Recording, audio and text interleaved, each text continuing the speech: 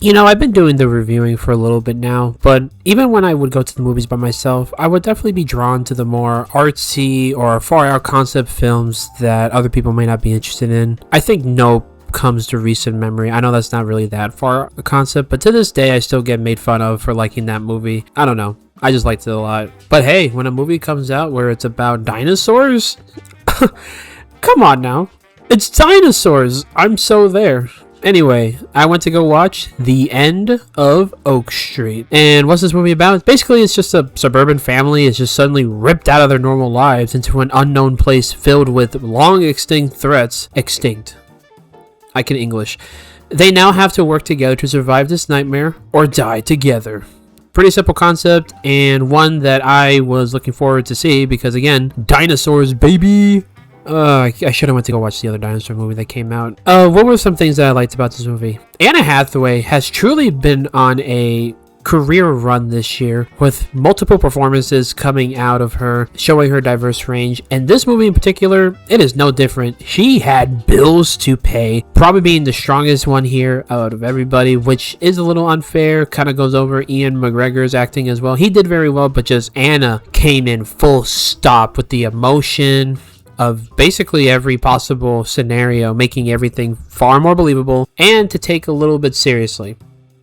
Just a little bit. The overall premise of the film about just the entire family being taken to basically a different point in time was pretty cool. And I do think that dinosaurs were pretty alright looking. Not the best, but definitely not the worst. And I think it's just meant to add to be more whimsical. That word's going to come back later on anyway. The first half of the movie was my personal favorite. Not only the building and learning about the family, their internal conflicts that they're going through, but also just them slowly realizing the absolute danger that they are in. Not showing the dinosaurs at first and letting our imaginations roam, seeing that their normal lives are out and things are very violent here and danger is quite literally around the corner and you got to be careful where you go. I will also bring that back up in a moment. And I do want to touch on the audio mixing when it comes to letting us basically use our imagination to think of the dangers that's coming for them. I feel that's when the film was at its strongest, when it was about at most the first half. Oh dear God, the second half is where everything comes crashing down. Now, I do think that the logic when it came to them finally understanding where they're at was just thrown out the window, because not only do they become more careless, they also just are so careless to the point that it causes consequences to happen that didn't need to. It just didn't make any sense. Every single person in this film, especially the kids, I've never seen kids be such a hindrance to the plot when they should have been the biggest help, especially the son. I've never seen a more useless son in a long while. I'm blanking on what I'm trying to remember, but geez, man. Oh, he was just contributing to all of the problems. There's also a dog in this movie, and I swear the dog is smarter than every single human in this movie combined. It's genuinely hilarious. He had all the plot armor, and while I do think the movie had humor in this, the humor was severely misplaced, man. Like, we're supposed to believe that they are in parallel danger, but then there will be moments of just basically poop jokes, and there's even a sex joke in here too, which was surprising, but I just found it just not funny. If anything, it just took out from the suspense, especially given what happened before, where the family was finally able to get together after separating because they're idiots.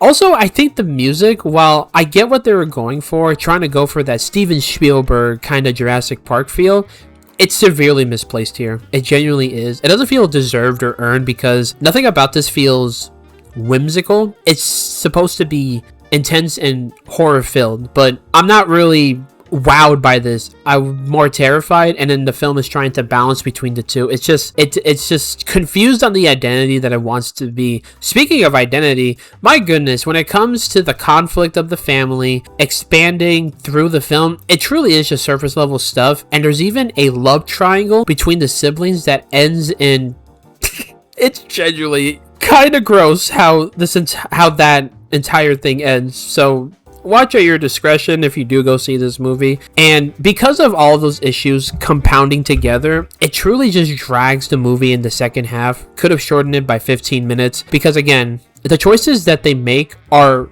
progressively worse as the movie goes on because they are trying to learn about this world, but then they still make the same mistakes and it even gets people killed. It just doesn't make any sense.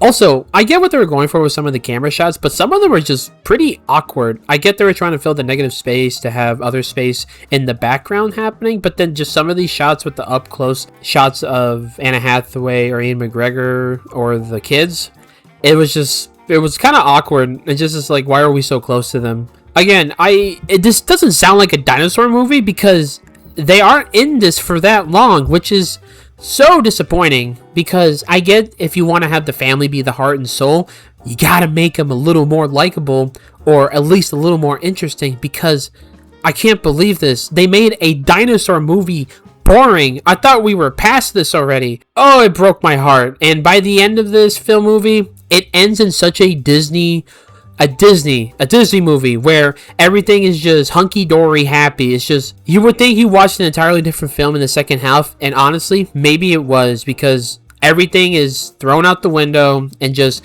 everything is happily ever after. Somehow. I mean, they explain it. It's still just, you're still left with your jaw open wondering, wow, that's how we got here. Okay, sure. I wasn't expecting much from this movie. I was just expecting to be entertained by dinosaurs. Straight up. I wasn't. That's all I was trying to ask for. Not only did I not even get that, but just the content of the film was just mostly boring.